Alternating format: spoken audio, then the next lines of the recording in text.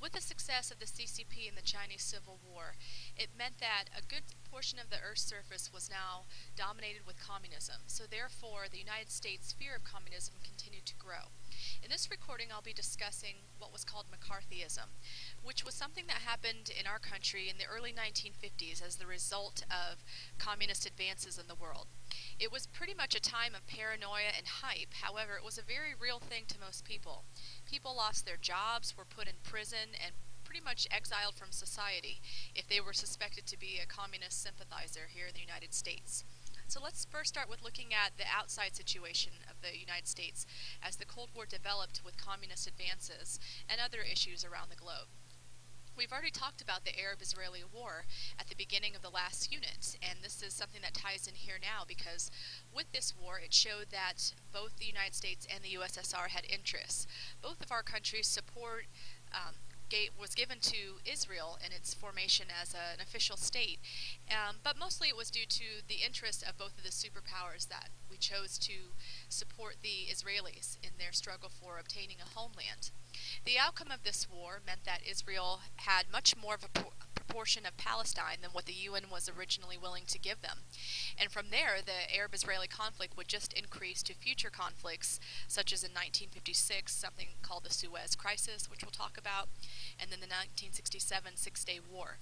But this war definitely showed the intervention of both the superpowers for their own interests in the region of the Middle East, with the oil and just basically the overall dominance of the Middle East with either communism or capitalism. In the summer of 1949, shortly after Stalin called off the blockade of Berlin, where we were victorious, the country of Germany was officially divided into the East and West. And from this point, there was kind of an equilibrium in Europe, as you can see on your screen here. The Soviets had dominated most of Eastern Europe with their bloc of communism, while the United States and the rest of the Western countries dominated Western Europe, with the help of our foreign policies such as the Truman Doctrine and the Marshall Plan, and the formation of NATO, which occurred towards the end of the Berlin blockade. So even though we were feeling pretty good off the Berlin blockade and the formation of NATO, we had a couple of serious issues that made Americans question how safe we were in the world. In September of 1949, just 5 months after Stalin called off the Berlin blockade, the Soviets announced that they had successfully tested an atomic bomb. So at this point, the U.S. no longer had a monopoly on nuclear weapons. And then, of course, like we've just discussed, in October of 1949, the CCP and Mao Zedong announced that they were victorious in China, and now the People's Republic of China was an official communist nation, which shared a border with the Soviet Union. The Americans pretty much assumed that these two countries were working hand in hand, and we did not recognize that different types of communism could exist. In fact, there was a sharp divide in some cases between Stalin and Mao. The two did not see eye to eye on everything and had differing versions of communism. It was a difference that we could have exploited but failed to really understand. Therefore, we just assumed that they were working together to spread communism. In 1950, there was also the very beginnings of the Korean War, where the northern part of the country, North Korea, its communists were seeking to advance and take over South Korea.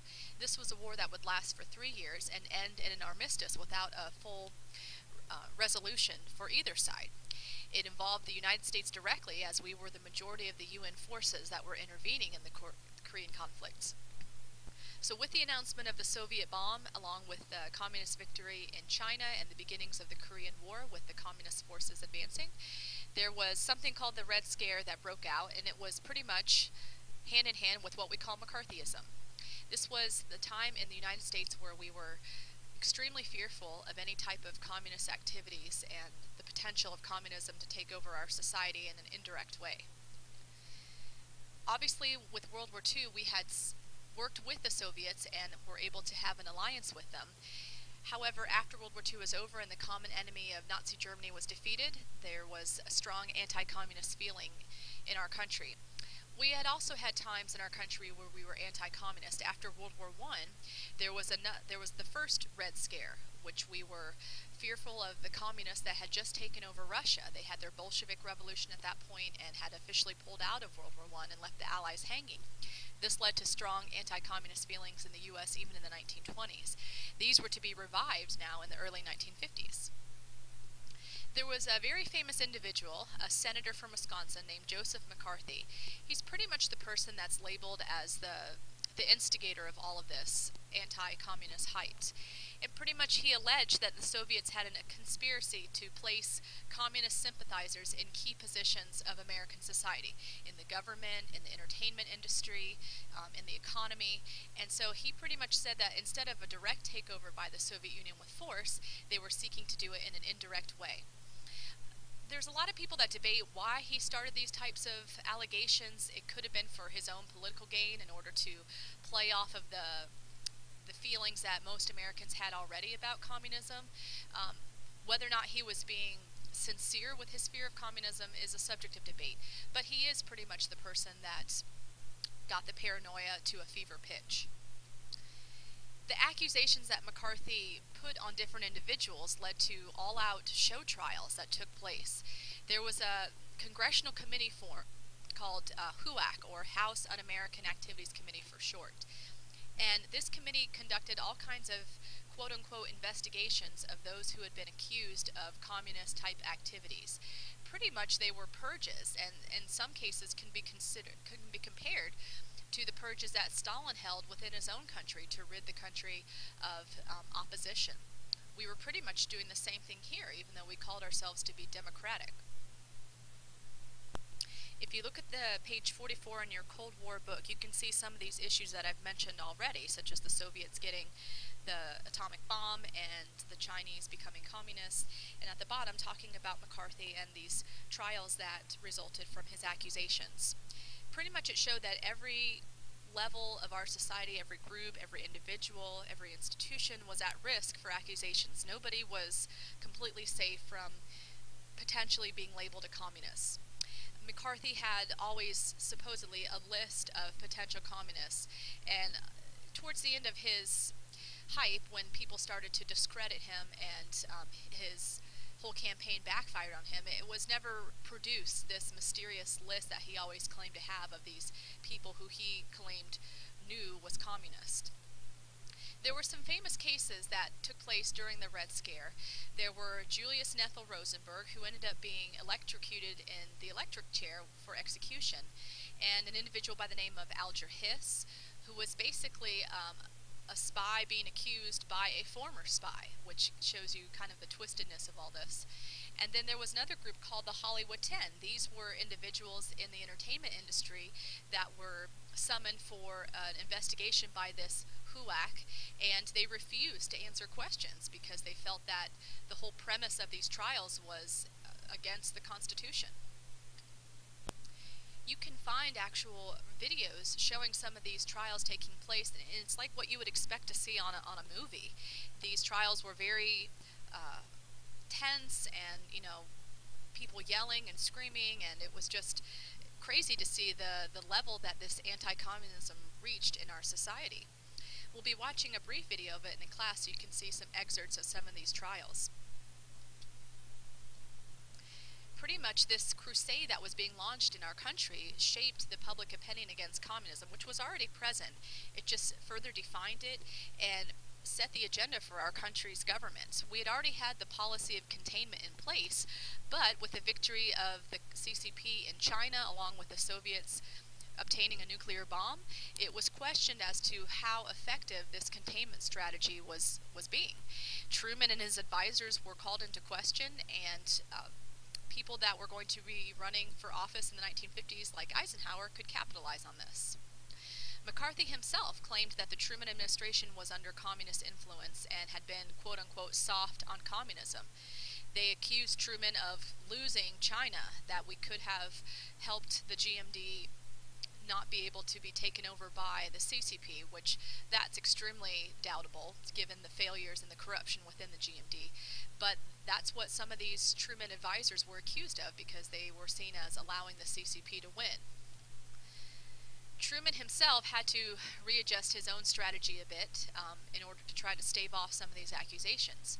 His advisor, Dean Acheson, which we've looked at some of his work with the Chinese Civil War, he had studied the situation in China, and at this point now he, quote-unquote, reconsidered the results of the Chinese Civil War and pretty much said that Mao had been a puppet of the Soviet Union, which now, in retrospect, we know that that was completely not true. We know that Stalin and Mao were actual rivals with each other and did not see eye to eye or trust each other completely. But we were able to kind of shift the blame, or at least Truman and Atchison were able to shift the blame of losing China to saying that Mao was simply a puppet of Stalin and it was the USSR that had engineered this whole thing. And so this shows you how these accusations and this paranoia could actually influence the workings of our government and make our president and his advisors totally shift their statements and try to deflect blame from themselves. Even they were not safe from these anti-communist accusations. As a result of the criticism of Truman and his advisors for what happened in China, the State Department fired many who had advised against helping the GMD. We had mentioned when we studied the Chinese Civil War, the Dixie Mission, which was a group of Americans who had, during World War II, been stationed in China to study the workings of the CCP, to recommend whether or not it would have been beneficial for our country to support the CCP as opposed to the GMD. Many of these people who were a part of that mission, because they had concluded that America supporting the CCP at that point probably would have made more sense, because Jiang Jiechi was a weak leader and the GMD was very corrupt and becoming weaker by the minute. These people were now fired in the State Department, and they were some of our best analysts in the government for issues in Asia.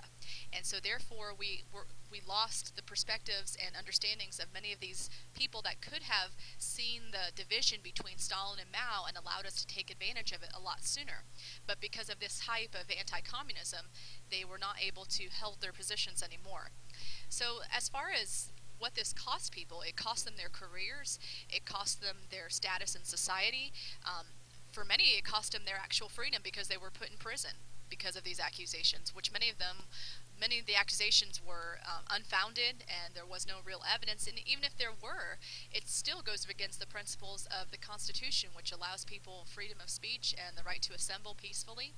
And that's why people like the Hollywood 10 refused to answer these allegations and these trial questions, because they considered it against the very premises of our government.